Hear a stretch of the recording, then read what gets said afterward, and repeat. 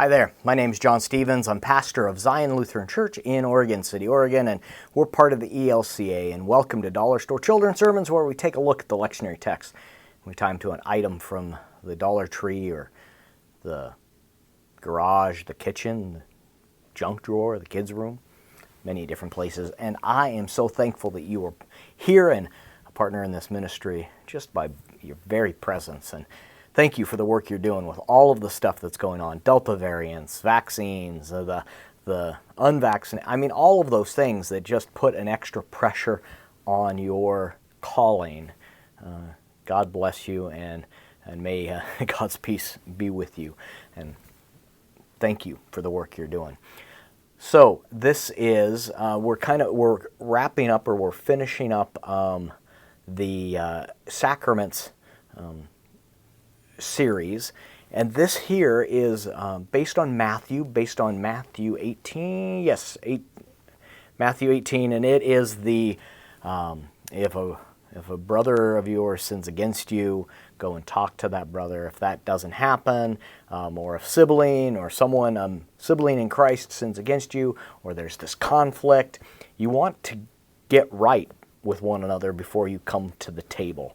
And so this is that we are part of the same family. We're part of the same body, and we're called to talk with one another, and we're called to make peace with one another. And that ultimately starts with talking with one another. So that's the springboard I'm using, is about actually having a conversation with one another, and how through God, through the Spirit, that can be of help.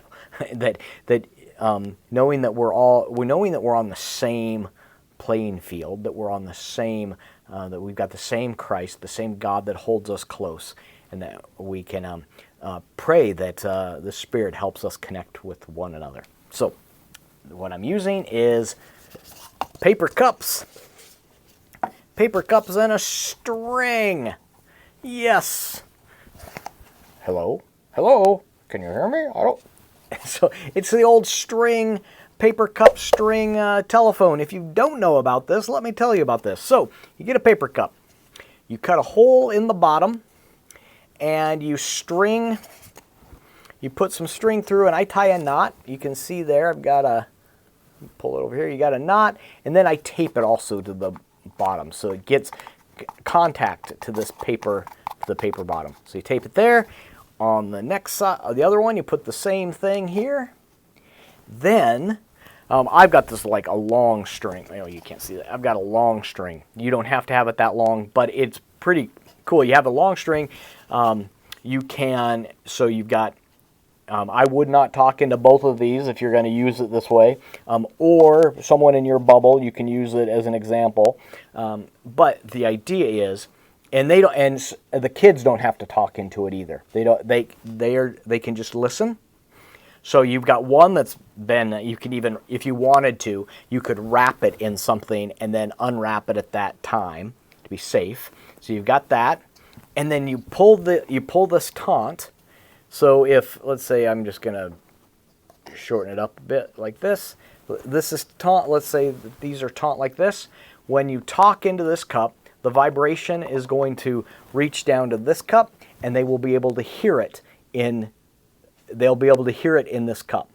So if I was like, hello, you'd be able to hear it over here. It's like a telephone, like a walkie-talkie, a tin can walkie-talkie. You can use tin cans as well. But the paper cups work, and with the string, and it's a very, I think, very fun way of talking about how do we talk to one another. And so I am hoping that can be a springboard for your own thinking around your children's sermon. As always, thank you so much for stopping by. And blessings, and may your week be full of kindness and gentleness, and may you share some joy with a stranger. Peace. See you next week.